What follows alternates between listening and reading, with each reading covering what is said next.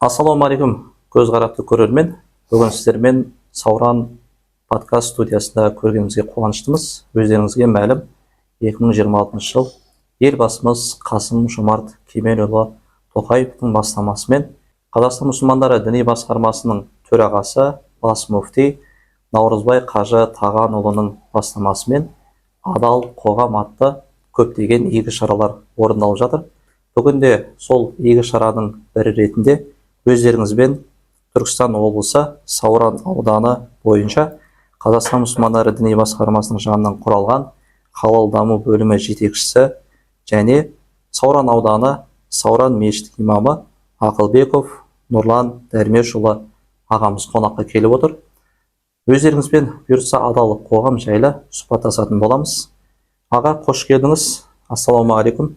Уағалейкум ассалам, қош көрдік. Алғашқы енді өзіңізге сұрақ ретінде, қазіргі уақытта адал қоғамды әрбір елдің тұрғыны, оның ішінде жасы, кәрі, барлығы дерлік адал қоғамға әрекет жасау үшін жекелей әрқайсысы өздерінің руханиятына көңіл бөледі. Осы орайда рухани иммунитет дегеніміз, оның адам өміріне қандай маңызы бар? Былай айтқанда, рухани иммунитет деген нәрсеге бір тоқталып өтсек, оны бір сөз қозғасақ иншалла. Аллах тағалаға сансыз мадақ, пайғамбарымызға сансыз салауаттар болсын. Аллах тағала елімізді аман, жұртымызды тыныш қылсын. Аса қамқор, ерекше, мейірімді Алланың атымен бастаймын. Жалпы мынау биылғы жылдың өзі несі де жаңағы тапсырмасы да сондай болды ғой. Елбасымыздың, президентіміздің тапсырмасы да адал қоғам жайлы. Ал енді жалпы мына Қазақстан мұсылмандары діни басқармасы сол адал қоғамға, мемлекетімізге көптеген жағынан атсалысып, соған рухани көмек беріп, демеу беріп келе жатыр. Ал енді жалпы мынау бірінші қойған сұрағыңыз, рухани иммунитет дегеніміз не деген сұраққа келетін болсақ, жалпы рухани деген рух адамның өзі екі түрлі жағдайда тұратын болса, тән және жаннан тұратын болса, рух дегеніміз бұл рухани ішкі дүние, сана, сезім, ішкі ақыл, ес деген мәселе. Жалпы медицинада тәннің иммунитетін көтеру үшін, басқа зиянды, мысалға жаңа аурулардан, вирустардан қорғану үшін тәннің иммунитетін көтереміз. Иммунитетін көтеру үшін адал, жақсы, пайдалы астармен тамақтану, қоректену, немесе салауатты өмір салтын ұстанып, спортпен айналысу деген сияқты сондай жағдайлармен витаминдер қабылдау арқылы тәннің иммунитетін көтеретін болсақ, сол сияқты мынау рухани жанның да иммунитетін көтеретін сондай мәселелер бар.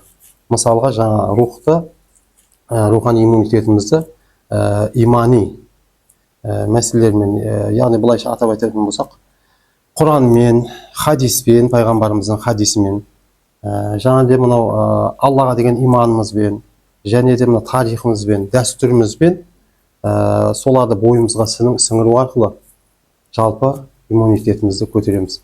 Қазіргі мынау әлеуметтік желілерде, немесе болып жатқан қоғамдағы болып жатқан келеңсіз әртүрлі мынау адамның сана сезімін улайтын әртүрлі жағдайларға қарсы тұру үшін сол иммунитеттерімізді бірінші қалыптастыруымыз керек екен. Нұрлан өте орынды. Осы орайда бізде керемет мақал бар ғой. Отан отбасынан басталады. Отбасындағы әрбір тәрбиеленіп жатқан ұл қыздың тәлім тәрбиесі, олардың руханияты біз үшін өте маңызды. Өйткені қоғам болғанға дейін ол кішігірім біріккен адамдардың бірігуімен, одан кейін бір топпен, топтан үлкен қоғамда бір ел қалыптасады. Сондықтан осы орайда сол иммунитеттің, яғни рухани иммунитеттің ең негізгі басымдылық берілетін жас ерекшелігіне қарай айтатын болсақ, жастарға көп көңіл бөлінеді. Өйткені Мағжан Жұмабаев атамыз айтты ғой, біз арыстандай айбатты, жолбарыстай қайратты, мен жастарға сенемін.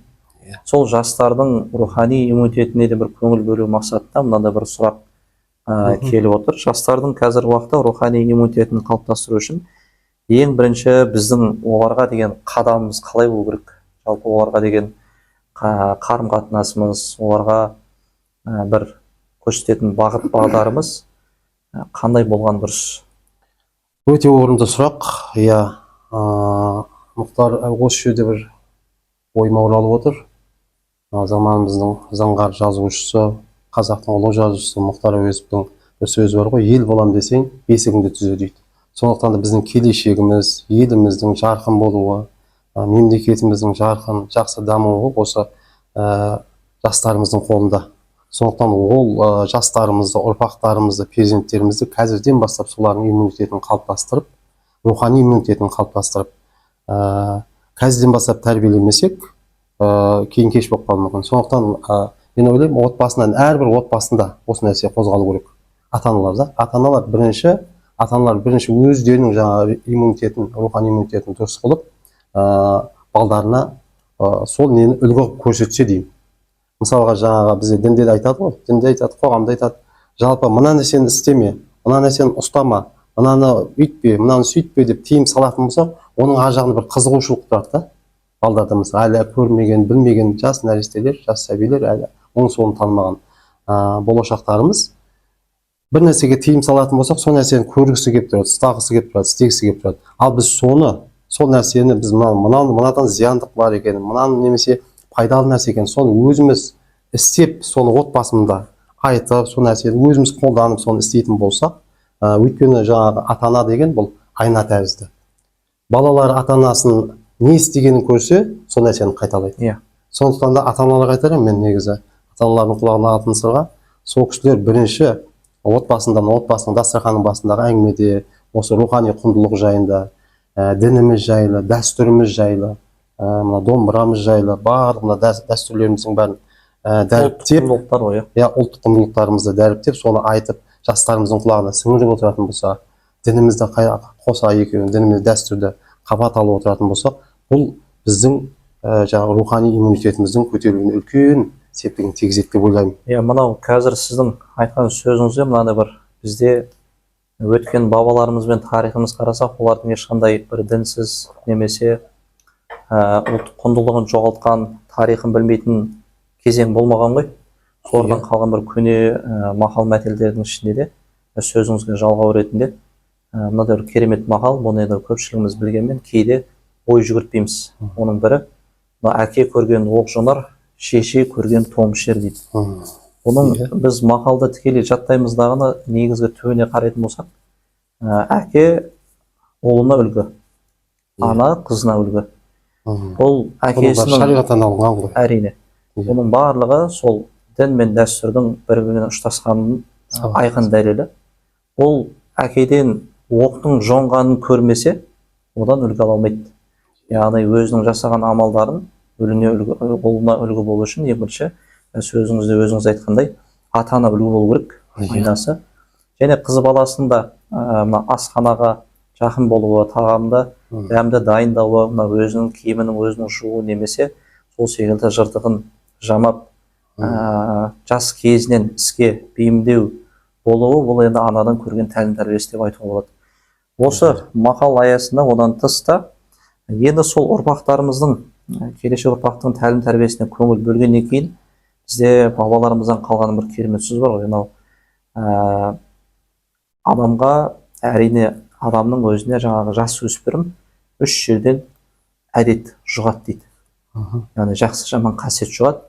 Оның біріншісі тікелей өзінің отбасына ата-анасы, сосын жолдасы және өзінің көп уақыт өткізетін ортасы дейді. Енді осы орайда осы сөзге бір сұрақ қойып, жалпы сол жастардың жаман орта мен пайдалы ортаның келешек ұрпаққа немесе жалпы қоғамға қандай әсері және сол қоғамдағы адамдардың иман ахуалына қалай әсер етеді?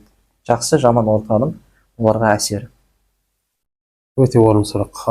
Жалпы пайғамбарымыз осы жерде, дәл осы жерде пайғамбарымыз саллаллаху алейхи уассаламның мына бір хадисі есіме келіп отыр. Адам досының дінінде дейді. Сондықтан да мына ортасы, біз өзіміздің ортамыз болсын, қай адамның болсын, осы мемлекетіміздегі әрбір азаматтың, немесе президенттеріміздің, жастарымыздың бәрінің ортасы тікелей әсер етеді. жақсы ортасы да жаман ортасы да соған тікелей әсер етеді. Өйткені сіз мысалға басқа бағыттағы адам болсаңыз, ал енді сіз ол жерде жаңағы қандай адаммен, қандай ортамен араласып жатқан болсаңыз, сол ортаның несі сізге қатты әсерін береді. Енді мен ол жерде несін атап айтпай қояйын. Әртүрлі не болуы мүмкін енді. Қоғамда әртүрлі топтар бар ғой. Енді мысалға жаңағы ішімдік ішетін, немесе наша шегетін, немесе құмар ойындарына лудомания дейді ғой. Қазіргі мысалға жастардың үлкен дертке айналып бара жатқан, заманның үлкен дертіне айналып бара жатқан мәселелердің біреуі осы лудомания. Сондай орталарда, сондай нелермен араласатын болса, ол әрине қатты әсер етеді сол араласып жатқан балаларымызға. Сондықтан айтып жатқаным сол, бірінші негізі жаңағы қыран құс ұясында не көрсе, ұшқанда соны іледі дейді. Сондықтан ата-аналар бірінші осы иммунитетті жастарымызға, перзенттеріне жақсылап тұрып, қалыптастырып, жаңағы соның ішінде мен иммунитеттің ең бірінші фундаменті деп негізі мен дінді айтар едім. Дінді да ең бірінші жаңағы иманын, Аллаға деген сенімін нықтап алса, Аллаға деген сенімін, Аллаға деген періштелерге деген, Алланың сөйлеген кітаптарына, соның бәріне сеніп, иман келтіріп, соны оқып, содан жаңағы тәлім тәрбие алып, білім алып, әрі тәрбиені бірге алып. Өйткені Әл-Фарабидің айтқан, Әл-Фараби бабамыздың айтқан бір ұлағатты сөз бар еді. Тәрбиесіз берілген білім адамзаттың қас жауы дейді. Сондықтан да білімді, шайтан малғын білімді, бірақ Аллаға деген сенім болмаса, немесе тәрбиесі дұрыс болмаса, о нәрсені, білімді алған білімді басқа қоғамда зиян келтіру нәрселерге жұмсауы мүмкін. Сондықтан да біріншіден мына тәрбие, білім бірге берілу керек. Бірақ сол бірінші ата-ана солында қалыптасу керек деп ойлаймын. Содан кейін мына ортада көп әсер етеді. Сондықтан мынау балаларыңыздың, перзенттеріңіздің айтып отырмыз ғой жаңа, мына мемлекетіміздің, еліміздің болашағы жастар. Сондықтан жастардың, бала-шағаларымыздың кімдермен араласып жүр, қай ортамен араласып жатыр, қалай неғып жатыр, қалай тұрып жатыр. Сосын әлеуметтік желі деген мәселе қазір адамды көп тәрбиелейді. Әлеуметтік желі, білесіз, өке? Иә. Ата-ана көп уақыт бөлмесе, перзенттерімен, жаңағы балалармен жұмыс бастымыз ғой, бәрімізде қазір енді. Жұмыссыз қиын, сондықтан бәріміз таңертеңнен кешке дейін жұмыста боламыз. Кешке үйге барған кезде тамақтанамыз, шаршадық деп жатып демалып қаламыз. Бір демалыс күндері ғана болмаса, отбасымызға көп қатты бөлмейміз. Сондықтан біз, мен ойлаймын, көп уақытты ең болмағанда отбасымызбен, әйел, бала-шаға жарларымызбен, отбасыларымызбен күніне 2 сағат, 1 сағат, 3 сағат, немесе 3 сағаттай уақыт бөліп, солармен әңгімелесіп, әрқайсымен пікірін біліп, балаларымыздың қандай өмірге деген көзқарасы қандай, соны біліп отырмыз керек. Сосын ортамен қалай араласып жатқан, сосын әлеуметтік желіде қандай нелермен неғылып жатыр, соны қадағалап отыру керек ата-аналар деп ойлаймын. Бұл сөзіңіз өте орынды. Осы орайда кейде біздің қоғам қазіргі уақытта ата-анаға енді тікелей байланысты ғой, перзенттің тәрбиесі, олардың біздегі даналық сөзде тегіннен айтылмаған, балапан ұшқанда ұяда не көрсе ұшқанда соны біледі, ол қаласын қаламасын үйдегі ата-анасының тәлім тәрбиесімен жасаған әр іс әрекетіне қарайды. Кейде енді кейбір әкелер тарапынан, немесе кейбір әйел кісі аналарымыздың тарапынан ұлы мен қыздарына кейде бір әділетсіздік жасап қоятын секілді. Қалай десе, өзі ұлына мысалға шылым шекпе деп, өзі шылым шегуі мысалға. Жаңағындай өзі көптеген әлеуметтік желіге көп уақытын сарп етіп, отбасына дұрыс көңіл бөлмей, баласына келіп, көп телефон ойнама деп айтуы. Тура осы секілді нәрселерді ұлы мен қызына тыйым салғанына, ата-ана тыйымына өзі де лайықты болған дұрыс деп ойлаймын. Сол жайлы егер ой пікіріңіз болса, қоса отырсаңыз болады иншалла. Жаңа айтып отқаным сол ғой. Жалпы ата-ана деген перзентінің алдында айна секілді. Ол жаңа ата-анасы не істейді, соны ертең қайталайды да. Жаңағындай темекіні өзі тартып отырып, темекіні шегіп, мына темекі тарттыңдар, темекі денсаулыққа зиян, немесе алкоголь, ішкімдікті ішетін болса, сол дастарханның басында 100 грамм ішкімдікті ішіп отырып, арақ деген нәрсені ішпеңдер деп айтатын болса, ол нәрсенің оған айтқан насихат ешқандай баласына өтпейді. Өйткені ол көзбен көрген, құлақпен естіген емес, көзбен көргенін яғни. Өйткені перзенттер үшін ата-анасы ең бірінші пір тұтатын жаңағы үлгі ұстатын адамы да. Сондықтан ол үлгі ұстатын адам ол қателеседі деп ойламайды. Сондықтан темекі тартып отқан, ішімдік ішіп отқанын көрсе, бұл нәрсе дұрыс екен деп ойлайды. Өйткені ата-анам сол нәрсені істеп отыр. Бұл яғни бұл дұрыс нәрсе болғаннан кейін қолданып отыр дейді, сол нәрсені қолданады. Мысалы отбасында өтірік айту, мысалға кейде мысалы телефонды аламыз да, мен жоқ дей сал дей саламыз. Мысалға жоқ дей сал деп, ана жерде бірақ отырсыз сол жерде баламызды өтірік айтып үйретіп жатырмыз. Сол сияқты әрбір сөздің аузымыздан шыққан сөзіміз, немесе істеп жатқан іс-әрекеттеріміз, соның барлығы мысалға жақсы жағынан, не жаман жағынан балдарымызға сол бойына сіңіп жатыр. Өйткені перзенттеріміз біздің жаңағы не сияқты ғой, губка, мынау губка сияқты, губкаға суды құйсаң да бойына сіңіріп алады, бояуды құйсаң да сіңіріп алады, сүтті құйсаң да сіңіріп алады. Сондықтан біз жақсы нәрсені бойларына соны сіңіруге тырысуымыз керек. Оны сіңіру үшін тек қана ол ауызбен ғана айтып, мынаны істеме, мынаны істе деген нәрсе болмайды. Біз сол өзіміз істеу арқылы, мысалы темекіні тартпау керек па, темекіні тартпай, ішімдік ішпей, жаман сөз айтпай, өтірік, өсек, ғайбат нәрселерді айтпай, соларға үлгі болып бірінші көрсетуіміз керек. Сөз бен амал сәйкес келу керек. Амал сәйкес келу керек. Сөзден гөрі негізі біз іс-әрекеттерімізді көп бақылайды балаларымыз, перзенттеріміз. Біздің істеп жатқан әрекеттерімізді көріп, біз не істеп жатырмыз, не айтып жатырмыз, сол нәрсені ертең солар қайталап өйткені соның бойына сіңген де сол нәрсе сіңеді. Сондықтан да мен ата-аналарды бірінші тәрбиелі болсақ деп ойлаймын негізі.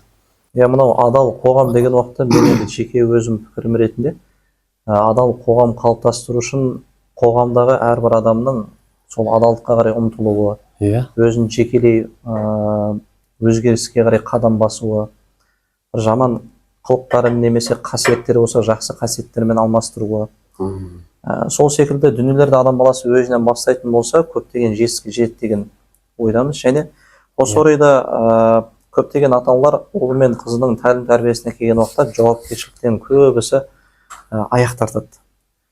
Қалай десе, өзіміз білетін қазір уақытта мектепке баласын, қызын жіберген кезде біз көбіне не істейміз, жауапкершіліктен қашамыз да, барлық тәлім тәрбиесі, жаңағы білімі, ол кісі барлық білімді немесе тәлім тәрбиені бір 4 сабақтың аясында, немесе 5 сабақтың аясында, немесе 1 жыл көлемінде бір сәтте беріп қоятындай ұстазға тапсырамыз. Бұл бірінші қателік ретінде болады. Екіншісі, оның діни ахуалына көңіл бөлер кезде де, мысалға Аллаға шүкір, қазір елімізде көптеген мешіттер жұмыс жасап отыр, өзіңіз білетін. Өзіңізде бір мешіттің имамысыз келген уақытта, мешітке келгенде ұлдардың, қыздардың діни білім алуына Құран курстары бар, дін мен дәстүр сабақтары бар, әдеп сабақтары бар. Сол сабақтарды үйреніп жатқан кезде де оның тәлім тәрбиесіне немесе діни ахуалына да жауапкершілікті ата-ана не істейді? Толыққанды сол имамға немесе ұстазға толық аударып қояды. Осы орайда мен енді ол кісілерге бір ескерту ретінде немесе бір кеңес ретінде, егер ұстазымен немесе мұғаліммен байланыс жасап отырса, өте керемет болады деп ойлаймын. Өйткені ұстаз бен ата-ана екі былай айтқанда бір бағыт деп айтуға болады, екі бір ұстаз деп айтуға болады. Ата-анасы оның тікелей өзінің үйіндегі ұстаз болса, мектептегі немесе діни мешіттегі ұстазы немесе имам, ол сол қоғамға бейімдеуші екінші ата-ана ретінде көруге болады. Осы жердегі сол ата-ананың көбісінің негізгі қателігі мүмкіндігінше жауапкершілікті өзінің мойнына алса. Және былай айтқанда әрбір перзент, мысалға менің перзентім, сіздің перзентіңізде өзіңіз үшін ең қымбат жан. Оған басқа бір кісі тікелей ата-анасы немесе әкесі, анасы секілді берімді таныта алмауы мүмкін, қамқорласа алмауы мүмкін. Сондықтан көп ата-аналардың түсінетін дүниесі осы орайда оның қызының мектепке бағытқа қарай бағыттап жіберген кезде үйіне келген уақытта бізде мынандай бір сұрақ болмау керек та ата-анада. Ол қазір мектептен тыс балабақша аясында да көп қозғалатын нәрсе. Келгеннен кейін біздің бірінші сұрағымыз былай да, Нұрлан аға. Апайың, ағайың ұрысты ма? Ұрды ма? Саған қандай баға қойды? Ек қойды ма? Деген секілді балдарды бірден қайта өмірге қалыптастыру емес, қайта керісінше оларды бір негативке үйретіп жатқан сияқтымыз. Сондықтан оларға былай сұрақ қойылса өте керемет болады. Келген уақытта бүгін қандай тақырыпта сабақ өттіңдер, нені үйрендің, нені жаттадың, нені жаздың, қалай басқа ұл қыздармен білім сайысы, білім мәселесіне қалай деңгейін қалай болды деген секілді сұрайтын болса өте орынды болатын сияқты. Сонда ол баланың да қыздың да теріс іс-әрекеттерден жақсы қасиеттердің бойына сіңіруіне үлкен себеп болады деп ойлаймын. Және өз сөз барысында өзіңіз де осы мынау әлеуметтік желіге қатысты дүниені айттыңыз ғой. Иә. Ол мейлі менің қолымдағы iPad болсын, мейлі қолымыздағы мынау смартфон, телефон болсын. Әрине бұның жақсы тараптары өте көп. Алысты жақындататын, ағайын туыстың хат хабарын білетін, әке шешенің хал жағдайын білетін. Бірақ та жас ерекшелікке қарай қазіргі уақытта сол өте жас өспірімдер мектеп қабырғасындағы немесе университет қабырғасындағы жастардың осы жастарымыздан ертең үлкен бір ғұлама ғалым шығады, немесе тарихта орын алып ойып аларлық тұлға шығады деп біз үміт артып тұрған уақытта, олардың көпшілігі осы әлеуметтік желіге немесе түрлі ойындарды тартып алып, соларға кетірген уақыттары алдағы өміріне қалай әсер ететін жайлы бір ойыңызды айтсаңыз. Иә, өте орынды сұрақ. Жаңа айтып өттіңіз ғой. Жалпы адал қоғам тұру жайында отан отбасынан басталады деп. Бірінші сол тәрбиені жаңа ата-аналар, мектептегі жаңа жағдайлардың барлығын өзім жаңағы мынау даму білім осы Сауран ауданына қарасты 30 жылдық мектеп, 30 жыл Қазақстан 30 жылдық ауылында даму білім мектебінің менің перзенттерім сол жерде оқиды. Ата-аналардың төрағасымын. Осы жинасқа шақырады, жиында барамыз. Мектеп басшысы, директоры бар, жаңағы орынбасарлар бар, сол жерде отырып талқылап неғылған кезде айтады. Негізі жаңағы ата-аналардың несі мектепке қарай сырып қоюға болмайды тәрбиені. Үштік бірлесу керек деп айтамын да, ата-ана, жаңағы мектептің қызметкерлері, ұстаздар қауымы және де оқушылар да сол жерде қосып бірлесе отырып, олардың бәрінің пікірін тыңдап отырып, бірге отырып шешу керек. Барлық мәселе. Ол бірінші мәселе. Ал екінші мәселе әлеуметтік желіге байланысты. Дұрыс айтып отырсыз, өте орынды. Қазір енді заман цифрланған заман ғой.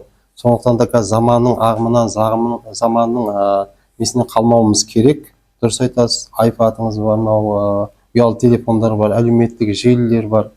Барлығында болуымыз керек. Барлығында хабардар болуымыз керек. Қазақта бір жақсы сөз бар, таяқтың екі ұшы болады дейді. Оның бір жақсы жағы да болады, оның теріс жағы да болады. Кез келген нәрсені алсаң, бір жақсы жағы, оның жаман жағы. Өйткені бұл өмірге келгендегі мақсатымыз да сол сынақ қой. Адам жақсы жағымен жүр ме, жаман жағымен жүр ме деген. Таңдау еркі өзінде. Таңдау, иә. Адам өзіне және ирада таңдау еркін берген. Сондықтан Алла Тағала сана сезім берді бізге, ақыл берді, ұстаздарды берді, жаңа жол көрсететін.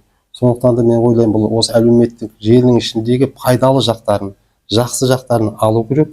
Бірақ бұның ішінде де енді жаңа кері әсер ететін біздің жаңа санамызға, немесе руханиятымызға, рухани иммунитетімізге кері әсерін тигізетін көптеген бұның ішінде де бағдарламалар, немесе жаңағы көптеген ақпараттар көп бұның ішінде де. Бұның ішінде жаңа айтып өткен, қазір енді мынау еліміздің, жалпы әлемнің үлкен дертіне айналған лудомания деген құмар ойындарына ойнайтын, сол осы көбінесе осы жастар, негізі мектеп жасында жастар осы телефоннан басталады. Кішкене телефоннан бастайды, кішкене ойынды тартып алып, соны ойынды ойнап жүріп, кейіннен оны бір жаңағы тиын тебенге ойнай бастайды. Оны қанағат тұтпай, одан кішкене одан жоғарыға кетеді. Одан кейін бір компьютер жаңағы нелеріне барады. Одан ары қарай деген сияқты казиноға барады деген сияқты, сол ары қарай үлкен неге дертке айналып кетеді. Оны Құран кәрімде білесіз ғой, енді Маида сүресінде айтады, сендерге арақты және құмар ойындары дейді. Және Аллаға серік қосу және пұтқа табыну жаңағы палаштыруды сендерге харам еттік дейді. Бұл шайтанның ісінен, бұл сендерге жаңа шайтан араланған осы арқылы не салады, ұрыс керіс салады дейді. Бұл жаңа қоғамға жалпы ұрыс керіс немесе жаңағы отбасына сондай кері әсерін тигізетін сондай үлкен дерттердің бірі бұл құмар ойын деген. Сондықтан да мынау енді құмар ойындары бар, ішінде басқа да жаңағы әртүрлі ағымдарға тартатын ішінде нелер бар, ақпараттар бар. Соны фильтрлеп, айтып отырмын ғой, жаңағы басында ең бірінші қойған сұрағыңыз рухани иммунитет дегеніміз не деген? Сол рухани иммунитет дегеніміз сол да. Осы мына әлеуметтік желіні қалай пайдалану керек? Осы бірінші иммунитетімізді дұрыс жолға қойып, перзенттеріміздің, өзіміздің барлық нелерімізді дұрыстап дұрыс жолға қойып алуымыз керек. Ол үшін бірінші иманымызды дұрыстап, ғибадат құлшылықтарымызды, намаз, ораза, зекет құлшылықтарымызды, сосын кейін мынау тарихымызды, салт дәстүрімізді жақсы бойымызға сіңіріп алатын болсақ, сонда біздегі жаңағы осыған деген бізге мынау руханиятымызға кері әсерін тигізетін зиянды нелеріміздің бәріне иммунитет болады. Қазіргі мықты иммунитет болады деп ойлаймын. бұл жастар елдің болашағы ғой. Жастар елдің әрине. болашағы. Сол жастардың қазіргі уақытта ең көп сынаққа тап болатын мәселелер жайлы қандай мәселелерді атап айта аласыз?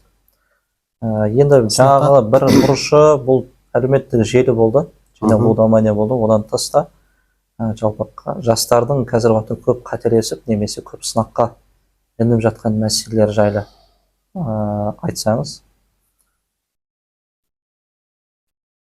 Ол енді көп қой, енді әр жерде сол жаңағы рухани иммунитеттің дұрыс қалыптаспағаннан, дұрыс бағыт бағдар берілмегендіктен, отбасында дұрыс, енді қазір әртүрлі отбасы бар, қоғам болғаннан кейін әртүрлі отбасы бар. Мысалға толыққанды отбасылар бар, толыққанды емес отбасылар бар да, мысалға жаңағыдай ата-анасы түгел емес, жалғыз басты ана асырап өсіріп отқан.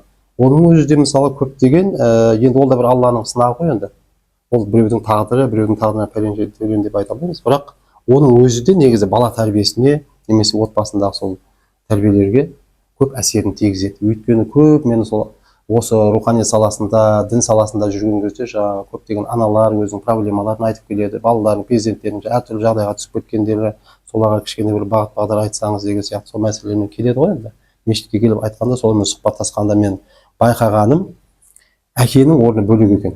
Балаға, ұл балаға әсіресе. Ол әкесінің өзі мысалға сол үйде қарайып жүргеннің өзі анасына деген көп демеу біріншіден. Екіншіден ұл балаларға ол әкесі жаңағы бір қабағы түйіп қараса, аяғын тартып, немесе жаңағы жол көрсетуіне деген сияқты отбасындағы тәрбиеге әкенің атқаратын рөлі өте көп екен. Ана деген, ана мейірімін береді, бірақ бергенмен бір жерде, бір мезгілде жаңағы шамал қатаңдап, кішкене қаттырақ ұстайтын кезде сол әкенің орны бөлек болады. Сол білініп жатады, жалғыз басты бір жаңағы отбасы, толық емес, толыққанды отбасы емес, жалғыз басты аналар тәрбиелеп отқан перзенттерден ше. Осы орайда жаңағы әсіресе мынау ауыспалы кезең дейді ғой, переходный возраст деп жатады орысша. Мысалға сол жердегі, сол кездегі 14, 15, 16 жастағы балдарға кейде балдардың тілдескен кезде былай айтып жатады: менің әкем қатал, менің әкем өте көп ұрсады деген секілді мәселені айтады ғой.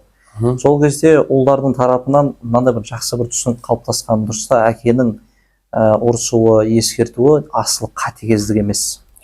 Оны жанашырлық, жақсы көру. Мысалы, бір әке ұлына күннің салқын күнінде бас киімін киіп жүр десе, бас киім киіп ал деп бір айқайласа, бана дауыстың тонына қарап, маған әкем ұрсып жатыр, мені жақсы көрмейтін сияқты деген секілді бір өздерінің деңгейінде сондай түсінік бар. Ал бірақ бұның астында ауырып қалмасын, жаурап қалмасын, суық тиіп қалмасын деген секілді әкенің несі бар, бір махаббаты бар. Әкенің тәлім тәрбиесі үлкен. Енді осы орайда және тағы бір сұрақтарымыздың бірінде осы жастардың енді көбіне осы адал қоғам және рухани иммунитет деген уақытта да төбенде айналып келіп осы алғашқы кезеңдердің бірі бұл балалық шақ және өсіп келе жатқан өскелең ұрпақ. Осылардың уақыттарын дұрыс пайдалану жолдары, сол жайлы айтсаңыз, жалпы руханиятқа, рухани құндылықтарды, рухани дамуға қалай әсері бар, уақытты дұрыс пайдалану. Мысалға, оны айтпас бұрын сіз өзіңіздің күнделікті уақыт жоспарыңызбен бөлісіп кетсеңіз де болады. Мысалы, таң намаздан бастап дін қызметкерінің барлығын білеміз, таң намаздан кешкі құптан намазын оқып, мешітті жауып, жан-жақты реттеп кеткеніне дейін уақыт аралығында кетеді. Осы орайда сіз жалпы өзіңіздің де бір рухани дамуыңызға қатысты уақыттарды қалай жүйелеуге тырысасыз? Және келешек ұрпаққа да уақытты дұрыс пайдалану жолдарын айта өтсеңіз. Жалпы адам енді жаңаға айтады, қазақта жақсы бір сөз бар. Мынау өмір деген алтын өмір, қысқа өмір, байлауға келсе де көрмеуге келмейтін алтын өмір дейді ғой. Сондықтан да Алла тағаладан берілген уақыт біреуге 100 жас беруі мүмкін, біреуге 80 жас, біреуге 60 жас, біреуге 50 жас беруі мүмкін. Сол берілген өмірін ұтымды және пайдалы өткізсе деймін. Енді қазір көп адамдар уақытын ысырап қылып әртүрлі нәрселермен өткізіп жатыр ғой енді. Бірақ енді соны көп жағдайын жаңағы ұтымды пайдаланса. Шариғатымызда да айтады ғой, шариғатымызда ертең ақыретте Алланың алдына барғанда пенделер төрт нәрседен сұралмайынша аяқтар орнынан қозғалмайды дейді. Қимылдамайды. Соның бірі жастық шағын қалай өткіздің деген. Иә. Сосын Алла тағаланың берген өмірін немен өткіздің деген мәселе. Бұл жерде мен жастарға айтатыным ең бірінші жастарға айтатын кеңесім білім алса екен деймін да, білімді. Уақытын ысырап қылып жаңағы ойынмен, немесе құмар ойындары, жаңағы телефон шұқылаумен. Қазір әлеуметтік желіге мынау телефонға бір кірсең, қалай уақытыңыз зулап өтіп кеткенін білмей қаласың. Сол бір сағат ең болмағанда күніне 1 сағатты, сол мысалы таңертең немесе түстен кейін, қай уақытта бос уақыт болса 1 сағат сол білімге арнаса. Білімнің ішінде енді мысалы рухани білім, діни ислами білім болса, оның ішінде жаңағы осы заманауи білімдер, IT саласы бар, ағылшын тілі бар, тіл білу бар, тілдерді үйрену, мысалға жаңағы басқа осы қазір экономика бар, тарихымыз бар. Соның бар осы білім саласына арнаса, ең кем дегенде күнде 1 сағат білім саласына. Одан басқа да жаңағыдай нелер көп. Ата-анасына көмектесу, мектептегі уақыты бар. Енді қазір жазғы каникулдар бар. Соның бәрінде уақыттарын ұтымды пайдаланса деп ойлаймын негізі. Қазір бізде мынау жастардың арасында мынандай бір керемет орта қалыптасқан, оқырман клубы деген сияқты. Әсіресе осы мынау мектеп немесе мектептен тыс колледж деңгейінде, университет деңгейінде. Мектеп жасындағы ма? Мектеп жасында да колледж және университет жас ерекшелігіне сай өздерінің бір орта қалыптастырып, мысалға таным деген бір клуб болуы мүмкін, кітап оқырман клубы немесе көптеген қалай айтсақ болады, соған ұқсас кітап сүйер орта деп айтсақ болады, кітап клубтар. Олардың үлкен бір жеткен жетістігі бір кітапқа деген махаббат ашу. Қазіргі уақытта өзіңіз білетін әлеуметтік желі мен смартфонға көп көңіл бөлетін, кітаптан алшақтап қалған уақыт болды. Бірақ кезінде үлкен бабаларды қарайтын болсаңыздар, ең өткен бабаларды айтпасақ та, бертін келе мысалы мен өзім балалық күнде көзім көрген, қызметін жасаған атамның өзі, жасы келіп төсектеп қалғанға дейін де көзі көрмей қалса да, аудандық көлемде, облыс көлемде, Егемен Қазақстан деген сияқты бір газет, журналдарға жылдық қылып жазылып, болмасам бір кісі айтуы мүмкін, оған енді сізде жасыңызда не керегі бар еді оқып деген сияқты, бірақ та ол кісінің сол бала күннен оқып келіп кітапқа, білімге, қызығушылығының дүниеден өткенге дейін тоқтамағаны бір айқын дәлелі болады. Егер өзі оқи алмаса маған оқытатын. Тура сол секілді қазір мен ойлаймын, түбінде ол жастарға үлгі боларлық, егінде ақ сақалы бар, баста тақиясы бар, үстінде бір өзіне жарасымды шапаны бар, көйлегі бар ақсақалдарымыз, және оларға бағыт бағдар көрсететін, әрдайым қолдайтын, қамқоршы болатын әкелері, мейірімен басын сипалап тұратын аналары да барлығы кітап ашса, біздің балдарымызды кітап ашар еді. Егер олар кітап ашпай телефон ұстағандықтан, біздің балдарымыз теледидармен жай қарапайым телефоннан, смартфоннан ары қарай өте алмай жатыр. Түбінде айналып келгенде баланы тәрбиелегенге дейін адам өзін тәрбиелеп жатса, үлкен жетістікке жететін негізінде. Сондықтан иншалла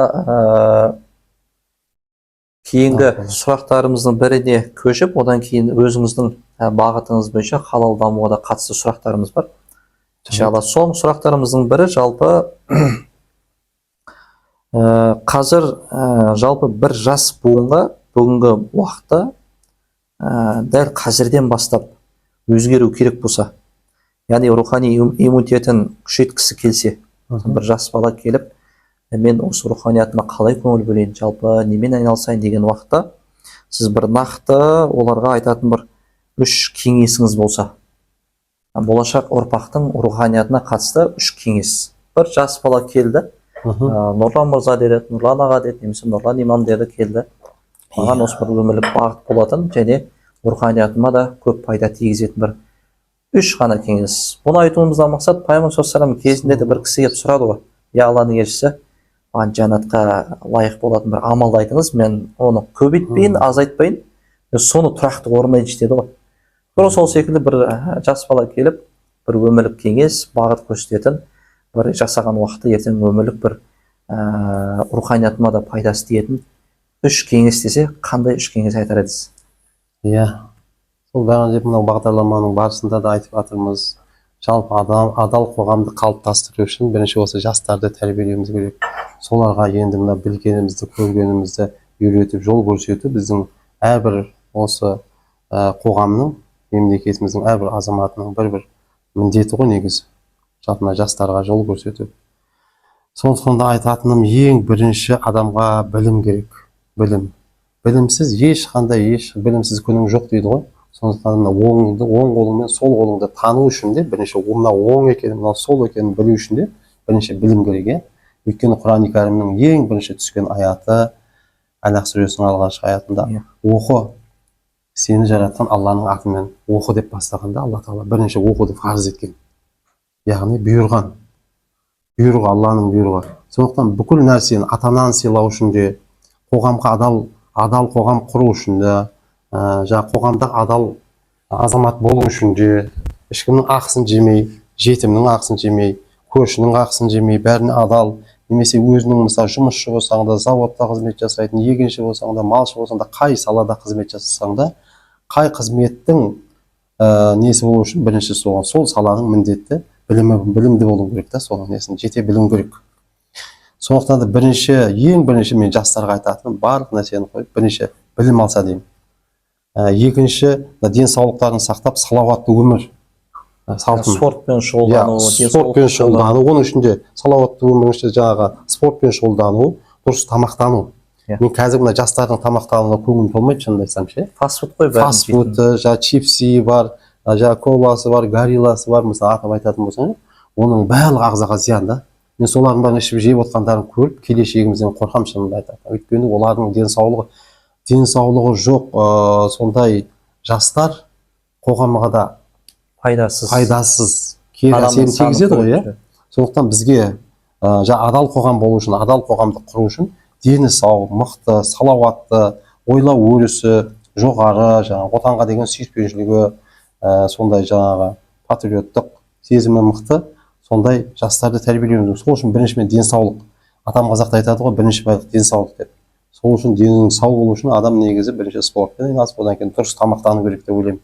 Ағарған, ет, көкөніс сияқты табиғи өнімдермен қолданып, солармен тамақтанса деймін.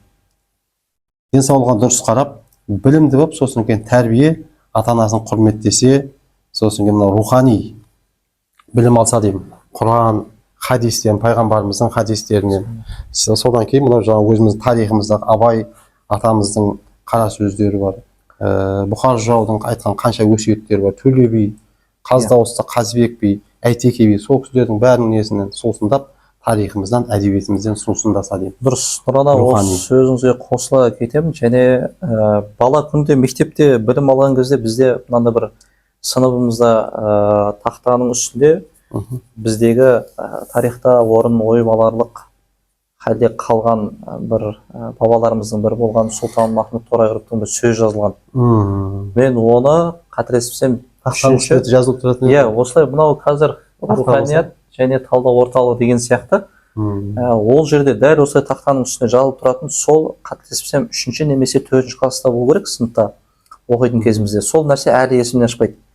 Өйткені ол есен шығуға тұрмайтын, қайта есте сақтауға тұрарлық сөз еді. Бұл мынандай сөз. Тарихты білмей, болашақты болжау қиын. Негізі. Сен қайда барсаң, онда бар, кім бол, қандай лауазымдағы адам бол, бірақ өткеніңді, қайдан шыққаныңды, тегіңді, дәстүріңді, тарихыңды ұмытсаң, сен былай айтқандай адамның қатарында жоқсың. Иә. Ешкім де сені құрметтемейді, ешкім де сені санаспайды, сен өйткені ата тегіңді білмесең. Өзіңде құрмет жоқ, өзге сені құрметтемейді. Өйткені сенің шыққан өзің тегіңді білмесең, қазақта бір сөз бар ғой, жеті атасын білген ол, жеті жұрттың қамын жер. Жеті атасын білмеген, құлағымен жағын жерлейді. Сол айтқандай өзің ата тегін тарихыңды білмесең, қайдан шықтың, қайдан болдың, мысалы қандай дәстүріміз, қандай тарихымыз бар екенін білмесең, ол жаңағы ешкім сені Көрінгеннің құрметтемейді. жетегенде, тістегеннің аузына кетесің. Сол иә. Алла разы болсын. Нұрлан аға, енді бұл қазір бізде осы келешек руханияттың иммунитеті дейді ғой, негізі сол иммунитетті көтеретін тақырып аясында болды. Келіп арнайы уақыт бөлгеніңізге Алла разы болсын. Мынау жалпы діни басқармаға қарасты мешітте қызметіңіз және жекелей жауапкершіліктегі діни басқарманың жанында құралған халал даму бөліміне жауапты мамансыз, үлкен жауапкершілік. Сол ісіңізде Алла береке берсін дейміз, жеңілдігін берсін, және еңбегіңіздің Алла жемісін көруді нәсіп етсін. Құрметті көрермендер, бізге арнайы бөлінген уақытымыз осымен тәмам болды. Бір ескеретін дүние, арнайы Сауран аудандық подкаст студиясына тіркелуді ұмытпаңыздар, және лайк басыңыздар, репост жасап достарыңызбен бөлісуді ұмытпаңыздар. Осымен біз сіздермен қоштасамыз. Келесі кездескенше аман сау болыңыздар.